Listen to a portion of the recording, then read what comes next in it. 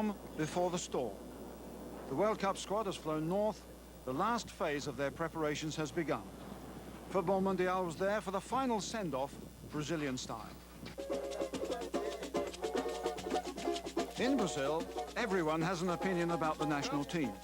90% of the country's 151 million population will watch or listen to World Cup broadcasts when Brazil is playing. The other 10% is either too young, too old, or too poor to take an interest. Brazil will stop for the World Cup.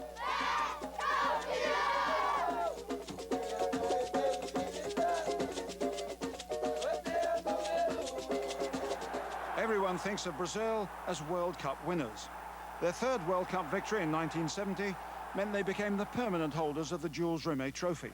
The era of Pelé put Brazil on a pinnacle of style and success. Oh, what a great goal that was! Carlos Alberto! It's a national obligation to play exciting football and win. In the 1982 World Cup, Zico and Socrates seemed close to reaching the heights again.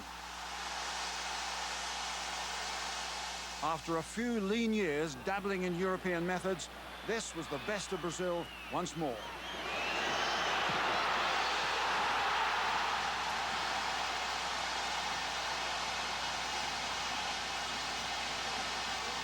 But the modern world is much tougher. Defensive frailties are usually punished, and Rossi was the executioner in Spain. Brazil brilliant, but beaten. In the last World Cup in Italy, Brazil did it again. Impressive, dominant against Argentina, but they couldn't score. Highlighting that old football adage, be good, be lucky, but in World Cups, it's much better to be lucky. And then another World Cup dream ended when Maradona and Caniggia exploited the Brazilians' anxiety.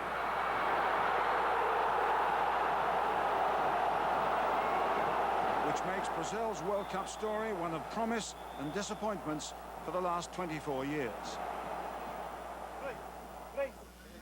Their World Cup squad came together for the final preparations at the National Training Center, Granja Comari in Teresópolis, in the cool of the mountains.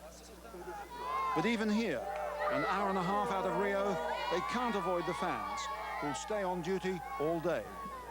Brazilians believe their players are treasured public property. They're expected to perform and talk like heroes, even the old hands. Brazil was the first team to win 3 championships and will be the first to win 4. Mario Zagallo, now the team's coordinator and Carlos Alberto Pereira's right-hand man, has an impeccable pedigree. A World Cup winner as a player and goal scorer in the 1958 final in Sweden.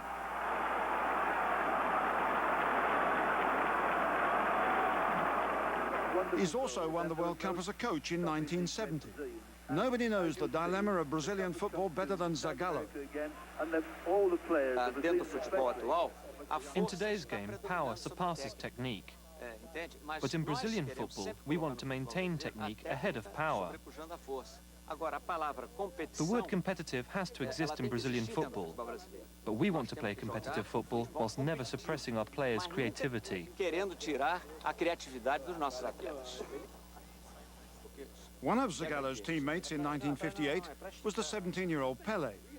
There's a 17-year-old in this World Cup squad, Ronaldo, born in Rio but playing for Cruzeiro of Belo Horizonte, a comparatively unfashionable club, but Ronaldo was still the third highest scorer in the national championships, inspiring inevitable comparisons with Pelé.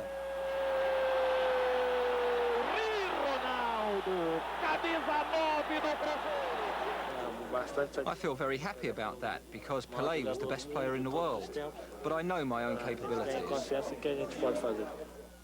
Every Brazilian player has to get used to intense media interest, and they're used to doing countless interviews. It's part of the game. Interviews before and after training with accredited journalists only. But as always in these situations, friends of friends get in on the act.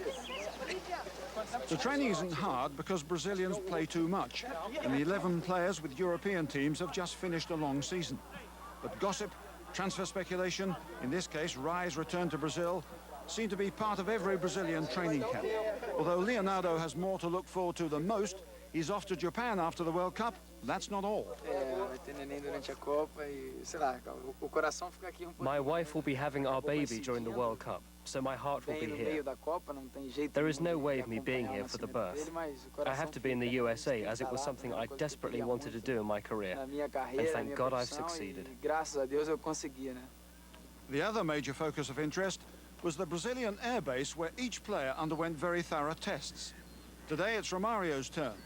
As usual, he's been sounding off about his colleagues.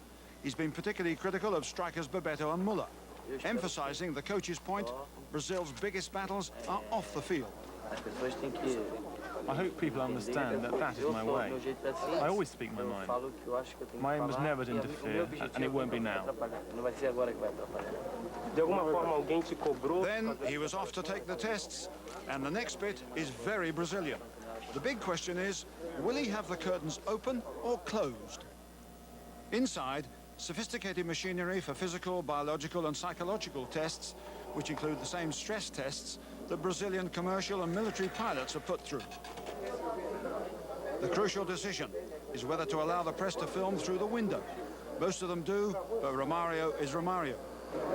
Ask the player or the person that's being tested if they feel comfortable of having the curtains open or not.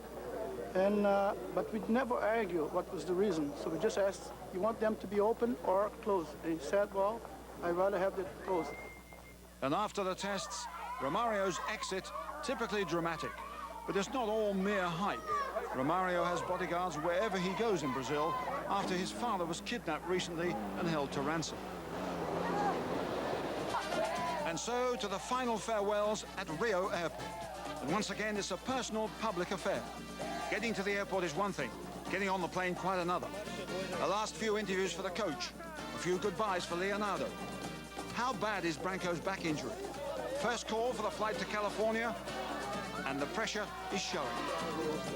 Although the 17-year-old seems on top of it all. Still time for a world exclusive by this radio reporter, broadcasting live via the public telephone system, and in the middle of a contender for the longest question in radio history. As the final boarding call is made, he's still going, they're off. So, Valdair, what's your view of all this sport?